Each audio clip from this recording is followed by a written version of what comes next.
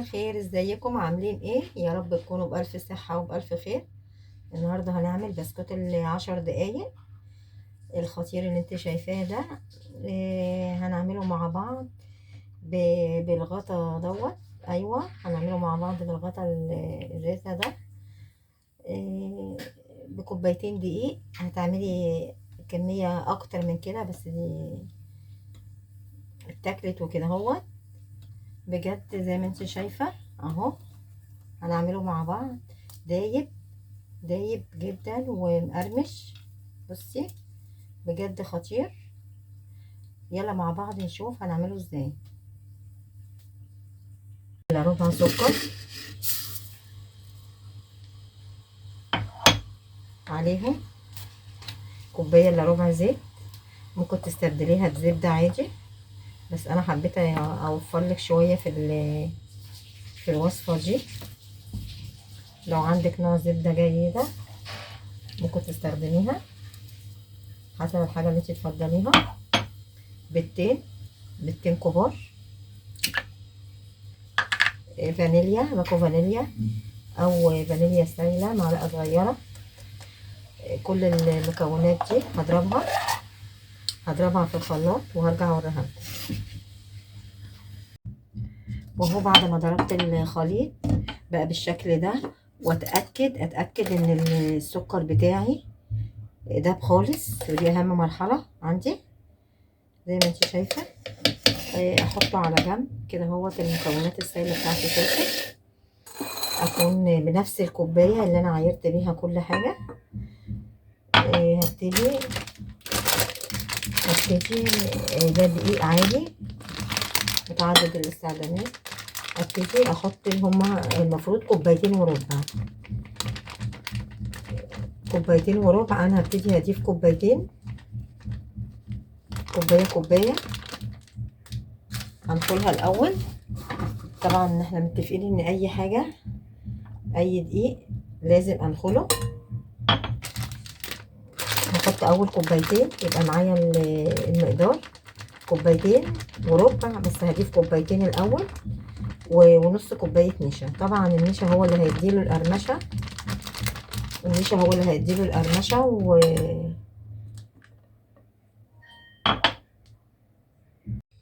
وهي الدقيق بتاعي. كوبايتين الدقيق نخلتهم، نص كوبايه نشا.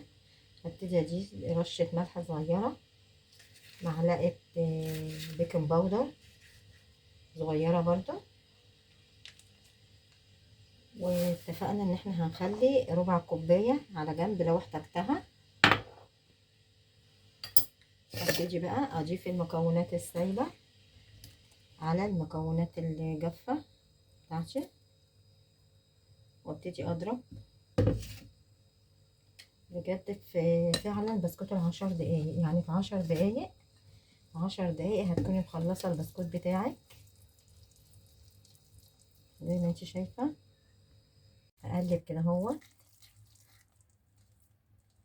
لغايه ما كله يمتزج ببعضه. وبعد كده هبسه، يعني هعجنه.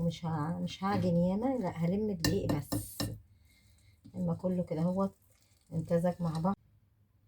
واهو ابتدي بقى اجيب العجينه بتاعتي كده كلها، امزجها كلها مع بعض.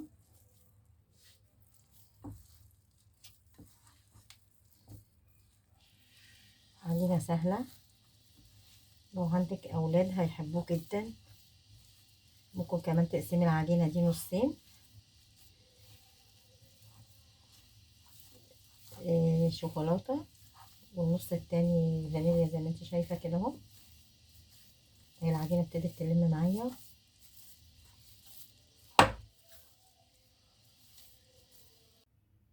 وهي العجينه بتاعتي اتلمت. هفضل بقى اقسمها نصين. هي لازم تبقى ملزقه كده اهو، بس لما هكمل اهي اخر مرحله معايا بقى. اهي حطيت معلقه دقيق هنا ومعلقه كاكاو هنا. هبتدي اول حاجه اعمل اللي هي بتاعت الدقيق دي. بجد سهله جدا. انا خدت المعلقه دي من ربع الكوبايه اللي انا كنت شايلاها. واهو بعد ما عملتها زي ما انت شايفة العجينة دلوقتي مش بتلزق ولا حاجة.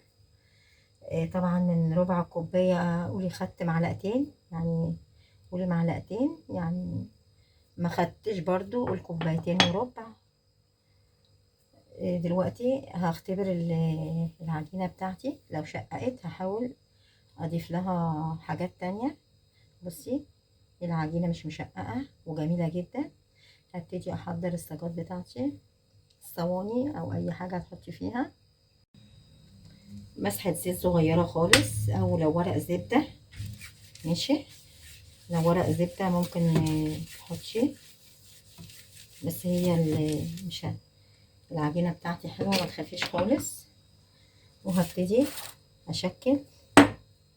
طبعا مش هشكل معاكي الكمية دي كلها، ابتدي اكورها كده اهوت، اكور المقدار كله اللي معايا، بحيث ان هما يكون كلهم قد بعض، بحيث ان هما كلهم يكونوا قد بعض، متكونش واحدة كبيرة وواحدة صغيرة.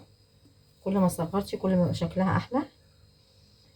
وهكور كل الكمية بالشكل دوت، وهرجع مع بعض اوريكي هنعملها ازاي. وهو بعد ما كورته كله بالشكل دوت، هبتدي اضغط ضغطة خفيفة، ضغطة خفيفة كده اهوت. طبعا البسكوتية زي ما انتي شايفاها مش مشققة ولا اي حاجة، بصراحة هي مساعداني اهي. هبتدي بقى اعمل كله بالشكل ده،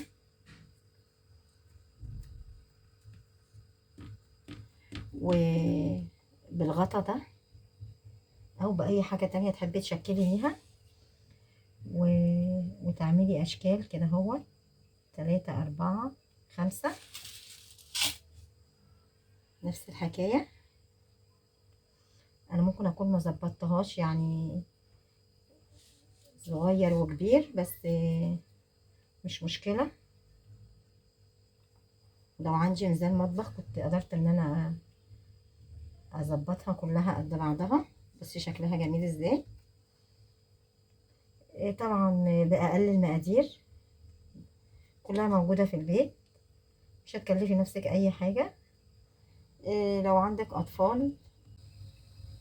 واهو بعد ما شكلته بالجمال دوت، يعني مين يقول ان بكوبايتين دقيق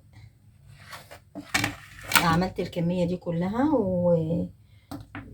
والساج الصغير ده مرضتش ازنقه معاهم. هسويه في الفرن، طبعا دلوقتي مولعة الفرن، هسويه في الفرن ونرجع مع بعض هنشوف شكله ازاي. وهو زي ما انت شايفة بصي طلع بالشكل دوت. ودي نفس الحكاية، دي نفس الحكاية. بجد سهل جدا، يعني سهل جدا ومقرمش خالص زي ما انت سامعة. بصي ودايب بصراحة، جميل جميل جدا. بصي بقلل المكونات، بقلل المكونات هتعملي بسكوت جميل وسهل وما خدش منك وقت خالص. هحطه في طبق التقديم واضغط. وهو بعد ما حطيته في الطبق بالشكل الجميل دوت، بجد سهل جدا وما خدش وقت خالص. ولو عجبك الفيديو ما تنسينيش في اللايك والشير والاشتراك في القناة عشان يوصلك كل جديد. باي باي.